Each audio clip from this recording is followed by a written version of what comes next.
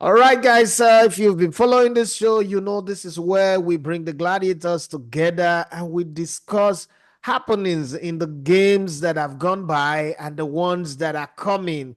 And last week, Friday, we started a conversation on a three-game unwritten ultimatum to the peer-headed, low-budget Pep Guardiola called Eric Ten Hag, and he lost the first game to Tottenham Hotspur 3 goals to nothing. Almost lost the second game to FC Porto 3 goals to 2. It's in a mission to concede 3 goals per game. Next game is against Mr. Good Evening, the man who's taking no prisoner, the man who is a no-nonsense man. The only coach better than him right now in the English league probably is Annie Slot. Every other coach are falling under his anointing. Yes, we will say Arteta had beaten him, but I don't know what Manchester United would have to deal with. And we'll talk about Annie Slot in this show today. We'll also go to Madrid. What is happening? So, in the first Galactico era, they won only one league title. They really didn't do too well. Again, this Galactico era again doesn't really look well. The best era of Madrid was the BBC, Gareth Bale, Benzema, and Cristiano Ronaldo, because it is written or it is said in Spanish football that in the best era of FC Barcelona, in their greatest moment of football, where they had Messi, Iniesta, and Xavi Hernandez, Madrid still managed to win more Champions League than they did. Okay, 3 straight. But having said that, let's settle in on this show. Bobby, by Monday, because we've heard that Sir Jim Radcliffe have flown in. I don't know where he flew to before, but he's flown in, maybe from the moon or from somewhere else. From Monaco. Okay, flew in from Monaco, where he went to put the cap on, right? Okay, so, so now is Eric Ten Hag's feet hanging on the balance? Please. Um, yes, you can say his fate is hanging in the balance. You can say Ten Hag has been on thin ice since the 20 game. You could say he's been on thin ice, but thinking that the results on Sunday will determine his fate. Honestly, I'm not really sure. I think irrespective of the results, he might still stay. I don't see him getting sacked. I don't think they will panic and sack him, though there's been talks here and there, but other sources are saying that the Man United hierarchy are still behind him. They don't want to rush into any decision. They want to take their time. They understand the shortcomings. Obviously, since the Tottenham game ahead, there's been back and forth and discussions between Ten Hag, Jason Wilcox, Omar Barada, Dan Ashworth, and even Sir Jim.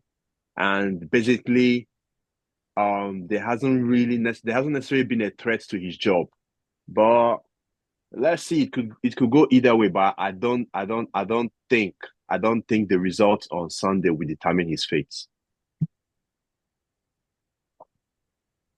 When you say you don't think a result on Sunday will have anything to do with his fate, are you Yeah. saying that Manchester United are going to be comfortable with a loss to Aston Villa, probably going to the international break and be open to that long discussion of how bad they have become, how many goals? Let's say they concede 3 goals against Aston Villa. Are we going to be okay with that? Um. Basically, nobody is comfortable with a loss. Even if we lose 1-0, even if we play 9 against 11, and maybe it's a dodgy penalty, nobody will still be comfortable with the loss because a loss is a loss. But what people are more critical about is the manner of a loss if it ends in a loss. And even if we lose the game, it's not that the hierarchy are comfortable with it, but they want according one thing I've noticed with Ineos is that Ineos are they are not they are patient. When I say they're patient in making decisions, they don't. If you watch the way the procedure they go through before they make any decision, it always takes time. Buying the club and the 25%, it took time. It was protracted. Transfer windows, signings, it took time because basically I was saying that even beginning of the season, we weren't ready because look at when Ugarte came in. Look at when Delete and Mazrari came in. Mazrari had only 1 or 2 training sessions, went right into the team. So basically, their decisions always, even Dan Ashworth, before we got Dan Ashworth, it took time. So that is why I don't think maybe 1 result, 2 results a week is enough to make them make a decision now and just fire Ten Hag. That is the reason. Not that I'm saying that they are comfortable with what is going on because would you if you were not in Ineos, would you sack in Ten your Hag right position. now? Yeah. The reason why I won't sack Ten Hag is because then what was the essence of your season long review? Because if you sack Ten Hag after 5 games or 6 games, then your season review had no sense. Because these are No, the yeah, things you have to take into probably account. they were hoping that the man would have learned 1 or 2 things from themselves. And then again, don't forget that it is okay if everybody is going through bad patches, but it becomes bad when your closest rival have gone through transition and it doesn't seem like they're going through a problem. And that closest rival is Liverpool. When Jurgen Klopp announced that he was leaving. Everybody said, "Oh, this is the beginning of the end. Mo Salah is no longer what he used to be. Sadio Mane have gone. Nunes is not scoring. Trent Alexander-Arnold is confused. The midfield is neither here nor there. They don't have a world-class goalkeeper because that time we're thinking Alisson was going to go to Saudi Arabia. But look at the ease with which they've eased into this new style without playing the Genge pressing, without being all over the place, no making noise. They have, with Jurgen Klopp, Liverpool were a chaos, nothing that anybody can handle. But with Arne Slot, they are the calm in the storm, and they are still transitioning. They've not completed it, and there's no problem. So, as a Man United team, do they look at their rival and say, "Look, we were hoping that this was going to be the beginning of the end, and we will slot in." Even you said so, that Man United and Liverpool don't stay at the top at the same time. So looking at all of this, does it make you feel uncomfortable that Liverpool is not looking like they are ever going to go down? It means in the streets of Nigeria, Man United will suffer for 600 years. Of course, it makes me uncomfortable that Liverpool are doing well. It makes me uncomfortable. Man City is doing well. Of course, it makes me uncomfortable. But from the case of Liverpool, that is the essence of structure. That is the essence when you have a good foundation. Slots inherited a top team. Let us not beat around the bush. Slot inherited a top team. Yes, it needs to be refreshed. Yes, it needs to be tweaked because Slot has a different style he wants to execute. Though there's still similarities between him, some little similarities between him and Klopp. I'm still not saying that. Yes, they are on top of the league now. That doesn't mean they will finish there at the end of the season. That doesn't mean that they will be in the top 3 at the end of the season. I'm still not subject to that. So still, but for what he's doing, that is the essence of structure and a good foundation that he has met when he came in. See, we know that United is Fuji House of Commotion. United is there's so much that is involved in. There's so much going down at United, and yes, they are seeing that, but they don't, or they give an impression that is Ineos give an impression that they are not comparing and contrasting. They are just looking at United's position, United's situation in isolation. They believe that Ten Hag hadn't the right structure. They said even in your Sir James said that himself, and necessarily they will see that to them this is year 1 or month 3, but for Ten Hag it's year 3 under a new system, a new path. So that is the risk. That is the leeway he can get. But if you want to defend Ten Hag, even in this situation, you can defend Ten Hag that yes, in the transfer window, you guys were not at par because Ten Hag has never been ready for any season. Never. His signs have never come in at the stipulated time. Never. Bobby, thank you very much. Let me go to China, but let me flip. I beg to differ. Let me No, flip I the beg to script differ. because I will not even agree with Bobby at all. Bobby is just Good, Bobby, you're good. sounding like a I charge beg and to. bail lawyer. Now let me He cite is. some instance. That's what he is. That's what he is. It's just sounding like a charge and bail lawyer. But let's draw some parallels with somebody not having the best. Xavi Hernandez took over a Barcelona team that was in hell and high water between the devil and the deep blue sea. Right? It wasn't dream, it was his reality. As bad as that team was, he won the league title. And so Flick have come in again. He can't sign. He have to kick away quality players to sign players. Everything was in turmoil, but was seeing the steadiness on the field. Off the field, they're everywhere. They don't have a stadium of their own. They are rebuilding, but there is stability. When you look at some of the teams as well, when Arteta came to Arsenal, Arsenal was all over the places.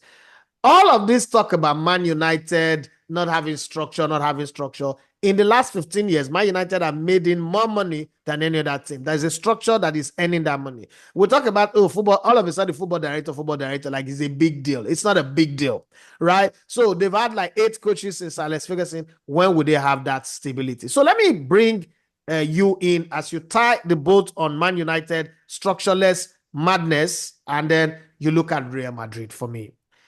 When they signed in Mbappe, the feeling was that the ego have landed. They would take everybody out, especially now with Barcelona not having money, not being good enough. But Barcelona is scoring like goals, are going out of fashion. They're winning matches like it's not like they are the Hebrew women delivering babies, and everything is easy. How is it so easy for some club, knowing fully well that your Liverpool have also gone through that transition? How is it so easy for some clubs and coaches to come into chaos and be stable, and then somewhere in the devil's house, it is Fuji House of Commotion? I think it depends on the club itself, who's the coach, and how much money the club has to spend. I mean, I'm talking about 3 things. Now, in the case of Eric Ten Hag, I must talk about him. Bobby keeps talking about Ten Hag and Slot. Slot inherited the top team. It's not like both of them joined their clubs this season. Slot joined this season. He's about 4 or 5 months in the job. And the pundits, the bookmakers, they hardly gave him a chance. New coach, new players, new playing style. And it was like Liverpool would at best fight for a top 4 placing. For Ten Hag, this is his 3rd season in the club. And in 3 seasons and 5 transfer windows, he has brought in 20 senior players. He has spent about 750 million euros. In that time, only Chelsea have spent more than Man United. So nobody can tell me that he hasn't gotten what he wanted. It's either he's a poor coach, which I can't say because he did well at Ajax, or back then, he was like a big fish in a small pond, and he has come into a big pond and he has been lost by the aura and size of the club. But he can't tell me he hasn't gotten support.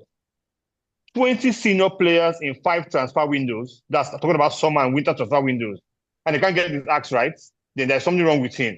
When he said a few months back that he's the 2nd most successful coach in England after Pep Guardiola, nobody talked about structure of the club. It was about him because of trophies he won. Now he's not doing well. Let's talk about him and not structure of the club. He has not lived up to expectation. Like I said, I wouldn't say he's a poor coach. I think he took on a job that was bigger than him, and he couldn't live to the expectations of the people. Having said that, you talked about Madrid, talked about Barcelona. I think that's Carlo Ancelotti's problem. Now, for about 3 seasons, they courted Mbappe. They chased him. They wanted him for about 3 seasons. Then they finally got their man. In all those 3 seasons, Carlo was the coach of the team. It's not like he just came in this summer and he was the coach of it. So he either sanctioned it, agreed with it, or could do nothing about it and just kept mute. But you must find a way around putting your big stars together. Back in the Galactico era, they had Luis Figo, they had the senior Ronaldo, they had David Beckham, they had Michael Owen, and somehow they found a way to play the team. Yes, they were not a very successful team in terms of trophies at that time, but they found a way. So you find a way. And it just shows that football is eventually a team game. Eventually, it's a team game. It's not an individual game. So they have the biggest player, Mbappe, so to say. Yes, they're not killing all the opposition like we thought. They are still, should I say, struggling in La Liga. And Barca, who should be the team that is struggling, are having a field day. Isn't that why we call football the beautiful game? Isn't that why? It is. Because if you cannot predict football from behind our laptops, our tablets, our iPads, they won't be watching the game. That's why it's a beautiful game. So most times, what you think happens will not exactly happen. But again, for La Liga, for Spain, it's always that big clash between Madrid and Barca. If you remember in the last 2 seasons, Madrid started poorly. Not as poorly as this season, though, but they didn't start very well. Then they picked up as the season got heated up. They picked up and eventually they won the league and all of that. So let's wait and see what happens. Let's also wait and see how the coach handles the Vinicius, the Mbappe, and all those other issues in the front line of his team. Let's see how he handles it.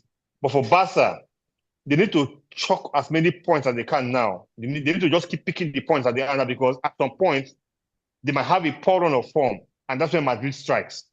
It's interesting watching the Spanish league. Very interesting. But for me, that's Carlos' problem. Let him sort it out. Let me bring in one coin, throw one coin here that we always try to ignore. When the season started, they said that Chelsea have a madhouse. They were actually the real Fuji house of commotion. They have the first squad, the second squad, and then they have the bomb squad. And out of the bomb squad, some players were let go. And then eventually, when all of them couldn't go, they integrated the bomb squad with the second squad, and now they are getting a team. And from starting the season with a loss to Man City, they've integrated so well that they are now on this run where the scoring, even the so-called Nicholas Jackson that doesn't score, misses all the big chances, is scoring, and everybody is on a roll. If you are to put your crystal ball into to test, where would you predict that Chelsea would end this season? China? I would say they will sneak into top four. And that's because already for top four, they're going to look at Manchester City, Arsenal, Liverpool, in whatever order. Already we look at it that way. Then for the fourth place, United are not really there. They're not playing the league this season. So we can't even talk about United. So you have Aston Villa. You talk about Tottenham also that can be inconsistent at times. Then talk about Chelsea, who have, should I say, picked form. So between Chelsea, Aston Villa, and Tottenham Hotspur, one of them will sneak into top four. So Chelsea have a chance to sneak into top four. So I will say confidently that Chelsea should finish in top six, and have a chance at crashing the top four party because they're really doing well. They're scoring goals. Yes, they're conceding too. Rather, they're scoring more than they're conceding. So I think that with time, they're going to pick up and they can actually sneak into top four. They can. Now there is a flurry of criticism in Germany for Harry Kane, and some people say he scores in the dead rubber matches, Bobby, and when it comes to the crucial ones, he doesn't score. So the whatever coincided with his coming, the non-winning of the title coincided with his coming, and now they should start looking for another striker. And that automatically means that a striker that everybody is saying, oh, will go to Arsenal at the end of the season might end up in Germany. Talking about Victor Gyökeres. Do you think that the Bayern Munich fans have the right to criticize a player like Harry Kane owing to the fact that as bad as they want to say he is, if you look at the turnover, the result, the goals that he scored for them since he came to Bayern, you'll be asking yourself, any other striker with this number of goals should be worshipped. Why is he having this whole issue of people complaining? In 53 games that he's played for Bayern Munich, he scored 54 goals. Why are they complaining? You can't. Okay. In some way, you might not blame them. Though I acknowledge that Kane is a world-class striker. He has been consistent for so many years now, banging in the goals. But it is that talk that they say is actually true. He doesn't score in the big games. He's not a big game player. And sometimes you cannot. It happens when Ronaldo was at United, even in his most prolific season. There was a start that he had never scored against Liverpool. See, we played Liverpool at Old Trafford, the one that ended, I think, 3-0. Before then, he hadn't scored against Liverpool. He scored his first Champions League goal the season before that.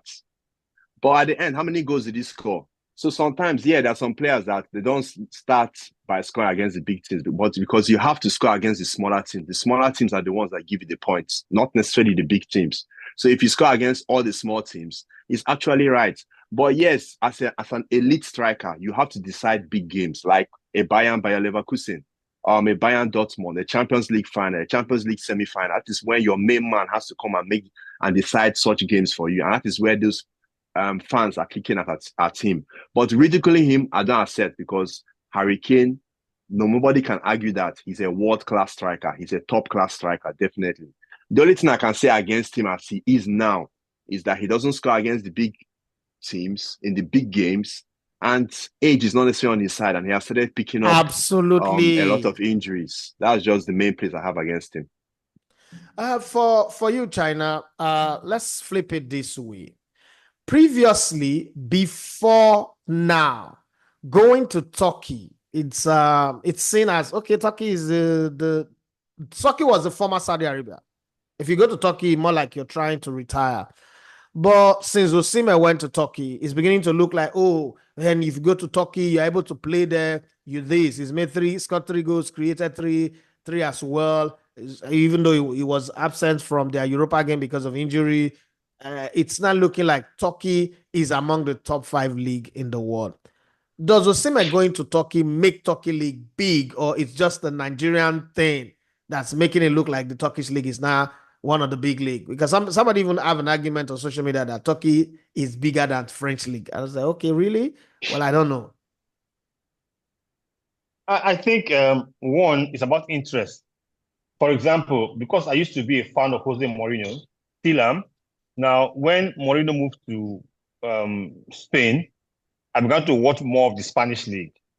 When he moved to Inter, I watched more of the Italian league, right? So I followed him wherever he went to. And so it's about interest. A lot of Nigerians would love to watch Osimhen because he has moved to the Turkish league. When my friend Barry there moved to different leagues, I watched those leagues. It's about interest. Yeah. Then, of course, Osimhen is one of the best strikers in the world. Wherever he goes, people will go. The Saudi league was being watched mostly because of the likes of Cristiano, Sadio Mane, and the rest. People follow them to those leagues. If Cristiano moved to the Nigerian league today, the world will watch the Nigerian league. So it's about interest. Where does the interest lie? So I still don't think the Turkish league is that big or the top 5 leagues. But as long as you have people there want to see. Yesterday I watched Europa Cup game, which I haven't watched in a long time. You know why? I want to see Osimhen. And when I didn't see him in the lineup, yes, I wanted to see Osimhen. Wow. So I now watched the Fenerbahce game just to see what Mourinho's team was going to do. Then in second half, I switched to watching Bobby's team. So people will follow their interest, and we have all followed Victor Osimhen. The moment he leaves Galatasaray to another league, we'll also leave Turkish league and follow him there. So it's not like it's that big. No, we just followed our interest there. There's no Can I argument that. add? Can I add something on that? So Okay. basically, yeah, you're right. You said the move of Osimhen to the Turkish league has actually casted spotlight on the league because immediately after his signing, there was I've watched some at the Athletic FC podcast, and even the journalists who come on there, some of them were even saying that because of Osimhen has gone to the Turkish league, that they're going to have more interest. And I've noticed that even now they're still talking about the Turkish league more than they used to talk about it before. So definitely, his move has added a lot to the Turkish league this season. Victor Osimhen is a striker like no one I've ever seen in the history of Nigeria. People you try to compare with Rashid Yakini, and I don't. I think that Rashid Yakini took too long to get into the eyes of everybody. Nigeria has never seen a striker or a player with this much controversy, this much baggage, this much entourage. Yes, we've had Tarela Okorowanta, we've had Etimesin and Mikel Obi and a few other people, but not in the Osimhen level. But then when he came out and said that he's worth more than 100 million euros, and because what he is, there are not too many strikers that can do what he does. Bobby, I mean, you commented that it's okay if he doesn't blow his trumpet, who would blow it? But I want to go to China before I come to you, Bobby, so that I don't preempt anything. China, you've been in the dressing room with a lot of players, you've been in the camp with a lot of players, you've been in football all your life. Do you think that owing to the fact that if he was that, all that, and he didn't move in this past transfer window, and then now he's saying because the buyout clause on his contract is 75 million, is he not going to be putting off potential buyers in the next window, whether it's January or the summer window, about him, when he's saying I'm worth more than 100 million, or probably this is exactly what we really need. A player coming out to say, you know what, I'm bigger than all this thing that you are saying. I'm the best. We had a coach in Port Harcourt called Monday Sinclair. You know Monday Sinclair. Monday My Sinclair coach will now. say, let the ball speak for you. Let the ball speak for you. You're a striker. You think you're worth a certain amount. Score the goals. The goals will speak for you. So for me, I don't think strikers should be talking about how good they are or what they're worth. If you're a striker, you score goals. Let your goals speak for you. I think Osimhen is one of the best strikers in the world. One of the best strikers in the world. I think he is. But probably he has had a lot of off-the-pitch incidents. The issue with Victor Ekpeba, the issue with the Super Eagles, former Super Eagles coach, the way he handled his issue with his club, snubbing his teammates who were not just because of the problem, and some of the things he posts on social media. I can't say those have affected him. I can't say that. But I think for a striker, he needs to keep his head down and score goals. Keep his head down and score goals. When you score goals, there'll be no argument about you. There'll be no argument. The clubs will come for you. Doesn't matter where you are. Your goals will speak for you. Just like Monday Sinclair would tell us in those days. Bobby, what's your position on that? My position, as I mentioned earlier, is basically, yeah, if he doesn't blow it, I have no problem in a player showing some kind of arrogance. Have no problem in a player blowing his trumpets, but you have to deliver. You have to back it up. Like as he said that he has to back it up with the goals. And he's not necessarily saying that he's not necessarily talking about the money. What he's talking basically about the value, because people will say, is he worth 100 million? Yes, I'm worth 100 million. I can bring 100 million worth of impression to your team. That is what he's basically saying. And I have no problem with that. He's not many, there are not many strikers like him. Of course. I don't even know any striker in world football who takes the risk that Osimhen can take. There's nobody, not even Haaland, can take the kind of risk he takes. Though, yeah, that can lead to injuries. But he can take risks that many players cannot take. Look at the goal that Harvey scored, the header. That is a normal Osimhen kind of goal. Normal Osimhen will score that goal. Those are the kind of goals he scored. So, of course, he's a unique kind of striker. Unique. Yes, he has the character. Yes, you can say he has off the field this. Yeah, man. I have no problem. Come with your baggage, but deliver. Deliver consistently. That is just the main thing. Yes, he has said this, but the only thing, after saying this, he knows that he has to back it up with the goals, consistent, get done goals. But no problem with him saying that. How many goals does Osimhen needs to score now to be in the conversation? Because there are openings. Arsenal needs a striker, whether we like it or not. Man United might not be comfortable with Joshua Zexi. They might need a striker. I don't know whether Chelsea will need a striker. Liverpool, Mo Salah might leave. So there is a market for Osimhen. But then there's also a market for Victor Gyökeres, who is not telling you how much he's worth, but just doing the banging of the goal. How many goals does Osimhen needs to score to be at the very forefront of that market? You mean for the season? Yeah. He has to get at least in the league, he has to get at least 20 goals. We're talking about 30 goals in all competitions. So Osimhen does 30 goals in all competition, and the buyout clause of 75 million is triggered immediately by any club that wants him, right? No, the buyout clause of the 75 million is for teams outside the Serie A. Yeah. So that means even though I heard Juventus are interested, but there's Juventus no club in Serie A that will sign Osimhen. Yeah. I heard Juventus are interested. Osimhen don't big past Juventus right now. I'm sorry. Osimhen is bigger than Juventus right now. I'm sorry. No, of course he's bigger, but they will want him. They will want him over Vlahovic. Definitely. So they might have interest from there. But the money will be too much. I never versed for Osimhen Riso. They should go and look Bush. We're talking Osimhen coming to the Premier League or probably going to replace Harry Kane in the Bayern Munich team or something like going to Barcelona if Lewandowski is going to be his last season, or probably if the Mbappe business does not work and they say, okay, Vinicius go, Mbappe go to the right. We cannot trust only Hendrik. Osimhen come to Real Madrid. All these are possibilities that are open for him. But we'll keep our fingers crossed. Now, China, let's look back to look forward. people have been saying some things that are very, very surprising to me. All of a sudden, Arsenal are the people who were playing dark at all of a sudden people say they will win it. If you listen to TalkSport, you might think that Arsenal are at the top of the Premier League table. Oh, they'll win the league title this season. They should go and attack the Champions League. But then when I look at the Arsenal team, I think that this team is weaker than the team of last season. When Merino came in, it's a cameo performance, but he made the midfield very loose and open. I agree that Odegaard is injured. A few days still needs to come. But do you agree with those people who are sitting somewhere and saying, oh, this season is the season where Arsenal wins the league or probably wins the Champions League, the big one?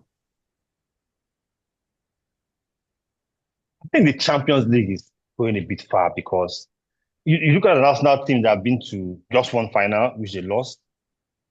So they are not in Liverpool. You look at them having won 6 titles. They're always in the conversation when they're the Champions League. Real Madrid, even an AC Milan. But I think putting Arsenal there to win the Champions League, yes, they're in the tournament. They want to win. They could go for it. But I think that would be too much pressure on the team. For the EPL, why not? They've been in the race for the past 2 seasons. Last season, they lost on the final day. So they could be third time lucky. Let's face it. If any team will win the league, that is not Man City, it has to be Arsenal. Man, there's Liverpool. Liverpool is playing incredibly well. Yeah, they're playing incredibly well. It just matched the 5. Okay. Liverpool finished third on the table last season. It just matched the 5. Now I'm saying, unless they want to prove right, the people on social media that will say Arsenal is the only team that will lose the title, even if they're topping the table in a one-horse race. People say that. Yeah. So unless they want to prove this all right, but Arsenal have done enough in the past 2 seasons to be in for the title. Yes, they're in the top 4. They're not exactly topping the table, but they signed well in the summer from a team that was relatively good last season. They finished second, lost on the final day. So I don't see any reason why Arsenal would not be mentioned to have a good title challenge. But again, we should understand that having a title challenge is not the same as winning the title. Only one team wins the title eventually. A lot of times, 2, 3, maybe 4 teams can have a good title challenge, but one team eventually wins the title. You have the character to do it.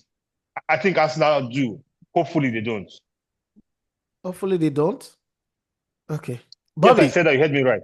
Okay, so now I just wanted to be sure that your witchcraft, you brought it here.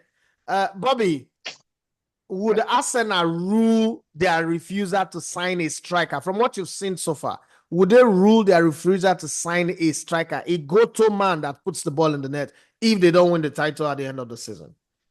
Absolutely. You know, even as of towards the end of last season, I was saying that Arsenal needs a top 9. Yes, Havertz is scoring and everything, but Havertz is not a 9. Havertz is scoring only at home. Yeah, so see, okay, like as you used to say, you said that Arsenal spread the goals around. Everybody is scoring. Yes, they've been scoring goals, but even look at Man City before Haaland. They were still scoring goals. But what is the use of Haaland? Haaland makes the difference. Haaland, at least he can guarantee from his stats, he can guarantee you a goal per game.